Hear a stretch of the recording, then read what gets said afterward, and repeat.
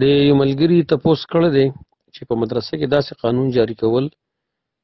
چې طالب علم پیرډ ته حاضر نشي او که عذر وي که غیر عذر وي یا مدرسې ته حاضر نشي د هغې نه جرمانه اخیستل دا لازم کول دا شرعاً جایز دی او که نه جایز. دا مسله په دې وخت کې د علماو منځ کې اختلافي غوندې مسله ده. زموږ بعضې مشایخ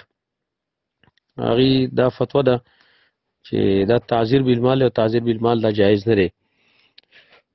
لہذا دا اخیستل ناروا دي او د هغې دپاره یې څو وجوهات هغې ذکر کړي دي چې کېدای شي بعضې ملګرو هغه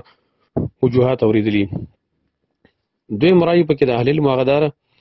چې دا د امور انتظامیو نه ده او دا جرمانه اخیستل جایز دی خو بشروطین.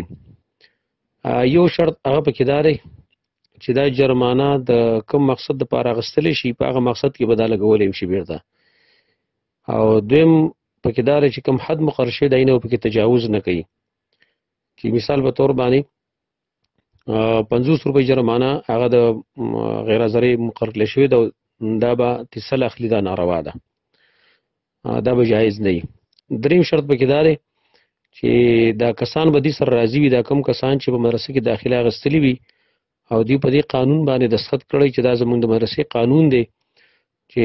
چا غیر ضرري کوله نو هغه نه موږ جرمانه اخلو، نو دا قانون مخکې نه جاري کړی شوی وي او په دې ورسره هغې متفق وي او موافق ورسره، نو بیا د جرمانه اخیستل جایز دي. او د هغې وجه دا ده چې کله مدرسه قانون جاري کړي او په هغې باندې طالب علم چې کوم دی هغه ته اختیار ورکړی شي چې موږ تاله داخله درکوو، خو ولې زموږ قانون دا دی چې موږ څو غیر ضرري کوي د هغه نه جرمانه اخلو، نو دا به جایز ده. د هغې دلایل بیا دا دي، یو دا دی چې نبي صلی الله علیه وسلم فرمایي المسلمون علی شروطهم، مسلمانانو په خپل شرطونو باندې هغه قایم وي. او دویم دا دی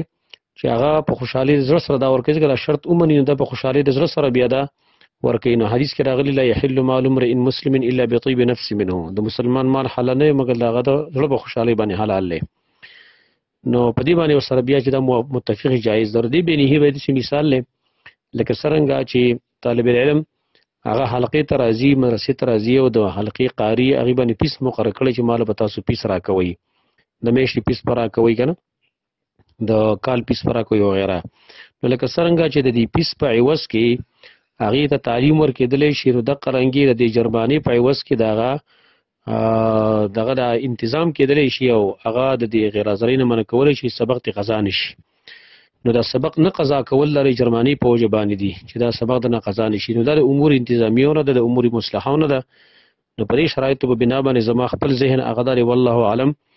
که دا فتوا زما خطایي نو زه استغفار غواړم د الله نه او دا مسله به زما له طرف نه، او که شرطه دا صحیح وي نو د الله او د رسول له طرف نه انشاءالله. نو زما د ذهن مطابق خپله باندې د دې شرایطو مطابق دا جرمانه اخیستل دا به جایز وي، والله اعلم.